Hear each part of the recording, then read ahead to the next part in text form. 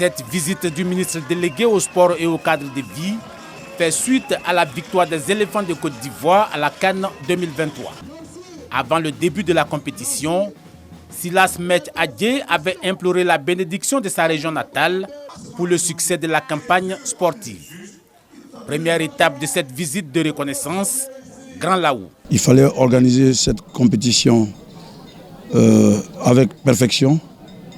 Nous avons réussi sous la guidance éclairée du président de la République et avec la rigueur du Premier ministre. Nous avons réalisé cela, mais nous sommes allés plus loin. Nous avons gardé le trophée. Les populations de Grand Laou, très touchées par la présence du ministre délégué au sport et au cadre de vie, l'ont aussi félicité pour son esprit de gagneur. Vous étiez là avant la CAN. Vous étiez venus saluer vos parents. Et vous leur avez dit ce jour-là, je me souviens encore, que la mission est certes compliquée, mais il n'y a pas de citadelle imprenable, il n'y a que de mauvais soldats.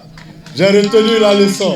Le ministre Silas Adjé, après avoir vanté les prouesses des éléphants de Côte d'Ivoire, a invité les populations à cultiver les valeurs de cohésion nationale prônées par le chef de l'État, le président Alassane Ouattara. On ne peut rien faire si on n'est pas unis. Et cette coupe a permis aux Ivoiriens de se rassembler, de s'unir. Les tribunes étaient en mouvement. On sentait la chaleur fraternelle retrouvée. Et je pense qu'il ne faut plus retomber dans les clivages. Il ne faut plus retomber dans les clivages inutiles, dans les clivages empreints d'émotions. Vous savez, ce qui nous tue beaucoup, ce sont nos émotions. La visite ministérielle s'est poursuivie à Jacquesville.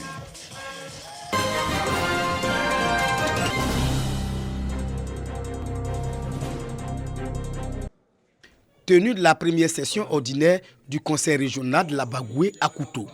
Pour ce tout premier conseil, au titre de l'année 2024, le président Bruno Nabagno-Koné avait à ses côtés l'ensemble des conseillers régionaux, les élus, les cadres, les chefs traditionnels et les guides religieux des 3 départements de la région. Pour 2024, ce sont au total 60 projets annoncés. Nous avons procédé à la signature de conventions et à la mise en place des équipes régionales en charge de certains projets structurants au profit de la région. Il s'agit notamment du projet de cohésion sociale, COSO, et du projet de connectivité rurale en Côte d'Ivoire, PRC. Le second projet, le PRC, permettra d'entretenir près de 900 km de pistes rurales dans la région. Les examens et adoptions du compte administratif du président et du compte du payeur ont marqué cette session. Pour l'exercice 2023, un excédent de plus de 2 milliards de francs CFA est réalisé, un chiffre confirmé par les payeurs de la région. L'ensemble des conseillers présents ont adopté le report de 2 milliards au budget primitif de 2024. Avec ce budget primitif de 6 milliards de francs CFA, la Bagoué va amorcer un autre pan de son essor. Nos priorités sont connues dans la région de la Bagoué. Ça concerne l'école, ça concerne la santé, ça concerne les routes, l'agriculture, l'aquaculture, l'élevage. Ça concerne des franges importantes de la population, notamment celles des femmes, celles des jeunes. Pour une bonne exécution des 60 projets annoncés, Bruno Nabagno-Koné exhorte les conseillers régionaux et la population à une implication totale dans la cohésion, gage de tout développement.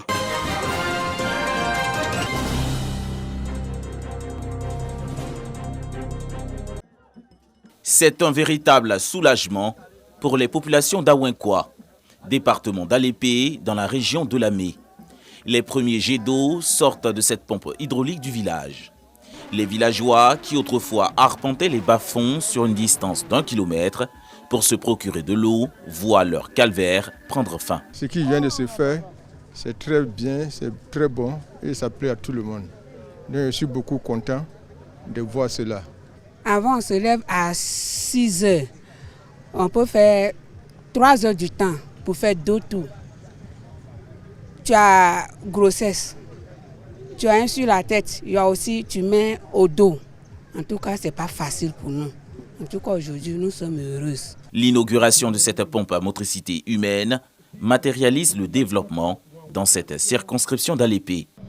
L'eau étant source de vie, nous avons voulu donner cette vie à cette population en réalisant ce forage. Ayant constaté lors d'un passage effectivement dans cette bourgade qu'il y avait un problème d'eau, on a tout de suite voulu voler effectivement au secours de cette population pour qu'elle puisse vivre heureuse. Raison pour laquelle nous n'avons pas ménagé les moyens à nous tourner vers nos bienfaiteurs afin qu'elles puissent nous accompagner dans la réalisation effectivement de ce point d'eau. Alain Gay, sous-préfet, invite les populations d'Awenkwa à entretenir cette infrastructure qui va améliorer leurs conditions de vie. Si ce point d'eau est bien entretenu, vous comprenez qu'effectivement, d'abord la population, ça va leur permettre de ne plus connaître les souffrances qu'elles ont connues avant. Et secondo, ça permettra aussi à monsieur le député et ses partenaires d'être encouragés pour entreprendre beaucoup d'actions de développement ici à Awenkwa. La construction d'une école primaire, la viabilisation du village d'Awenkwa et son électrification sont entre autres les prochains défis à relever pour le développement de cette bourgade.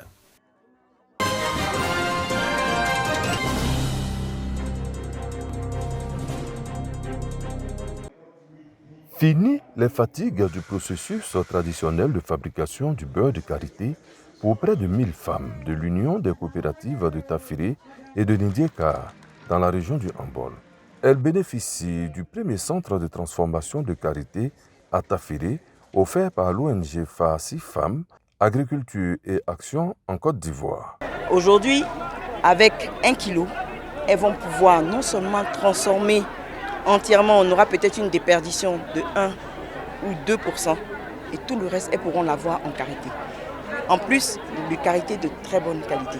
Ce centre permettra aux femmes d'être plus rentables et avoir une meilleure qualité de produits finis à proposer sur le marché national et à l'international. Ça va nous permettre même d'avoir beaucoup de bénéfices. Maintenant, avec les machines, on peut faire même 10 sons par jour. L'initiative saluée par les cadres de la région du Hambol. Je suis contente parce que quand le village fait un pas, nous, on est heureux. Parce qu'on aura fait notre part sur terre et puis en espérant que nos enfants, ceux qui viendront après, vont améliorer la vie de nos parents. Nous appelons également à notre tour tous les investisseurs potentiels afin qu'ils s'associent et accompagnent ce projet-là. C'est un projet énorme qui va permettre à ces femmes-là de se prendre en charge. Ces femmes ont aussi suivi des cours d'alphabétisation de base, des formations en comptabilité simplifiée et les techniques modernes de transformation de karité. Le patron de la cérémonie, le ministre Ibrahim Khalil Konaté, président du conseil régional du Hambol, se réjouit de cet apport significatif à l'autonomisation de la femme du Hambol. Cette belle initiative, c'est la concrétisation de la vision de son Excellence, Monsieur le Président de la République, d'apporter le bien-être aux populations. Voilà pourquoi le Conseil s'associe pleinement, parce que permettre d'autonomiser la femme à travers l'installation de cette usine va permettre de réduire les difficultés que les femmes rencontrent dans l'exercice de cette profession. Créée en 2022, l'ONG FASI œuvre pour la paix, le développement, la promotion du genre et l'amélioration des conditions des femmes en milieu rural.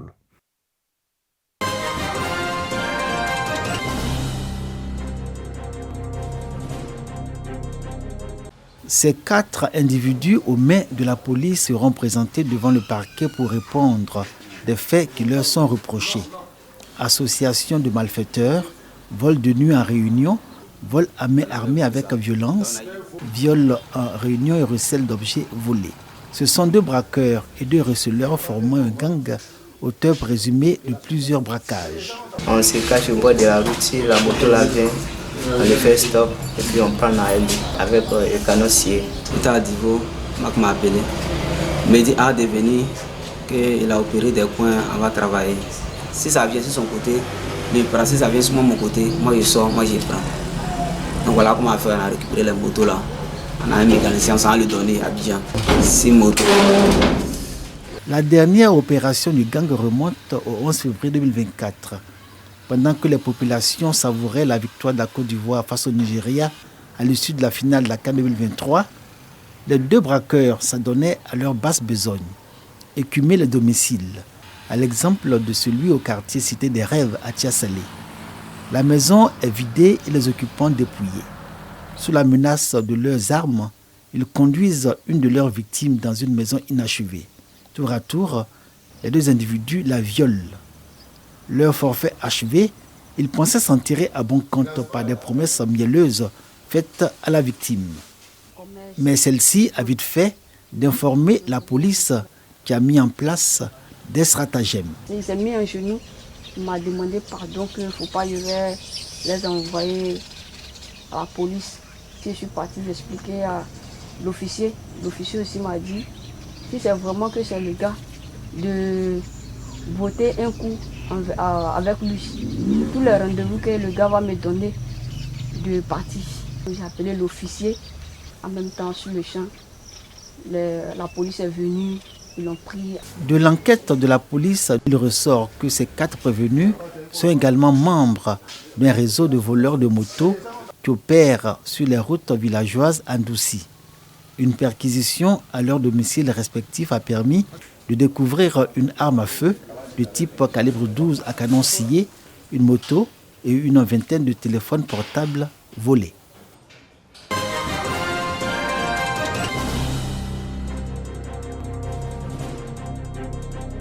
Place Quinquin à Boisflé, atmosphère de fête.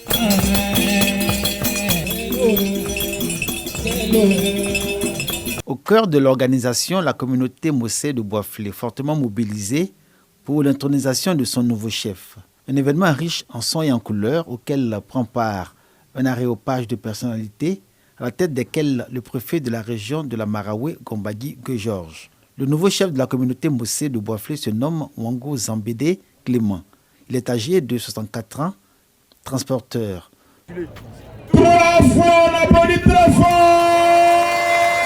Son choix est le fruit d'un long processus dans le respect des us et coutumes en pays Mossé. Le chef de la communauté, c'est quelqu'un qui est toujours là pour aider la population.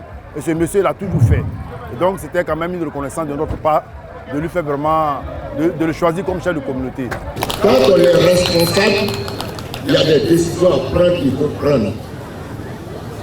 Si tu interroges ton cœur et qu'il ne te reproche rien, il faut avancer. Nous avons vu et nous avons cru que la communauté Mossé mérite.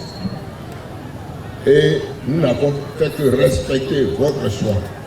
L'intronisation du nouveau chef de la communauté Mossé de Boisflé vient combler un vide qui aura duré 4 ans.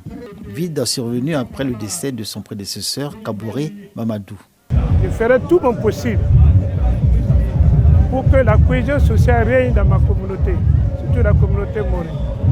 Je souhaiterais que tous ceux qui n'ont pas compris nous rejoignent pour qu'on conduise ce bateau dans le bon port. Wango Zambédé Clément a le total soutien de sa communauté pour relever les défis et consolider les acquis.